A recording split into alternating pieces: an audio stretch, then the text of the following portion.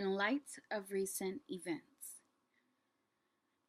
I believe that this is our default phrase. When I say our, I mean our community, people of color, our politicians, our activists, us as humans.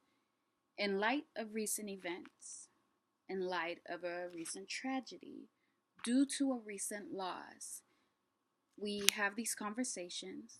We even take a bold stance. We march. We hear these profound messages. And then months later, we go back to our daily lives. While some of us may stay reminded by saying their names, their close friends, their family members, and their loved ones continue to mourn as they are reminded of the souls, of the experiences, and the physical appearances of those lost. We go back to our daily lives, only coming together again in light of another tragedy.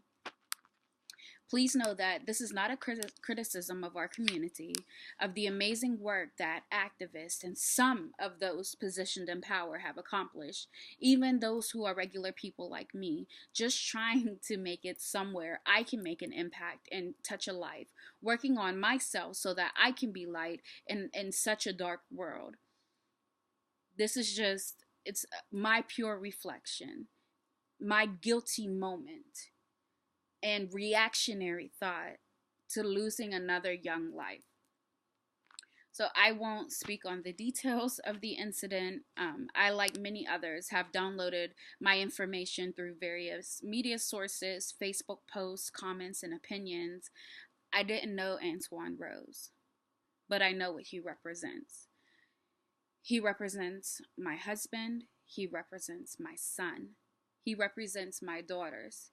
He represents myself and many students that I have the privilege, no, the blessing to encounter.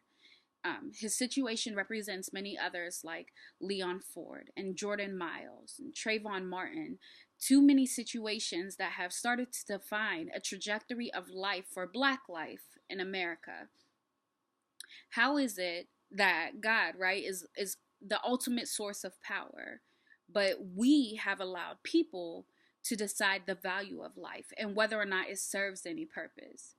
How is it that even with 3 college degrees, being married with children, being a Christian, and I love God, being a servant in different capacities, and being a professional every single morning, I still wake up with the same fear that one encounter can end my life or those surrounding me?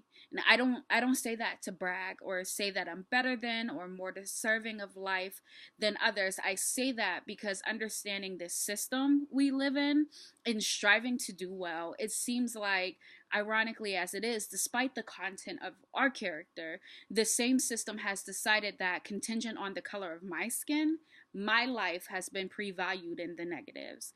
Depending on the color of our skin, our life has been pre-valued in the negative.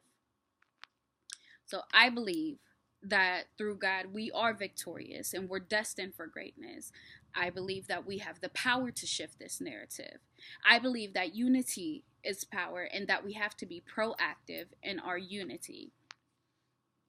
Don't know the answer, nor do I have the ultimate resources or solution to end this undeserving power and choices that humanity currently possesses. I do, however, have a mouthpiece and social media, and I like to listen and have conversations. I want to be proactive.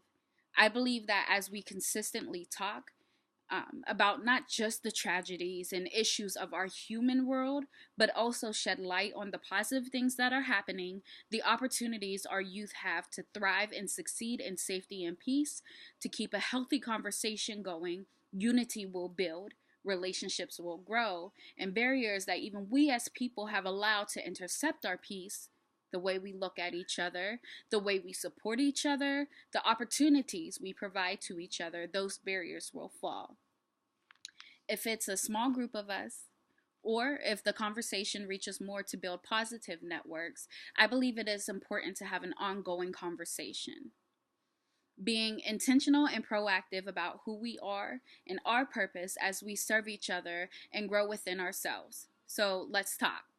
Help me keep the conversation going. Let's try to, do this starting twice a month. Share topics, share your thoughts, your feedback, and how we can proactively unite despite everything that is tearing us apart. Let's keep the conversation.